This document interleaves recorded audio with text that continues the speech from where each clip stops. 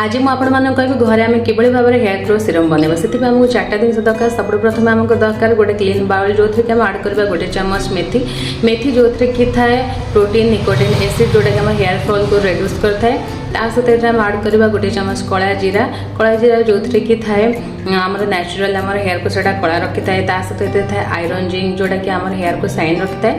Third आम आड करवा 3-4टा लवंग जहाँद्वारा कि आम हेयर में सब डैंड्रफ को काढ़ी थाए आम स्काल्प रे केबे भी इन्फेक्शन होगा दे न थाए। लास्ट आम आड करवा 3-4टा वृषंग पत्र जो कि थाए एंटीऑक्सीडेंट जहाँद्वारा कि आमर न्यू हेयर ग्रोथ को प्रमोट करता है। सब जिनस होगा।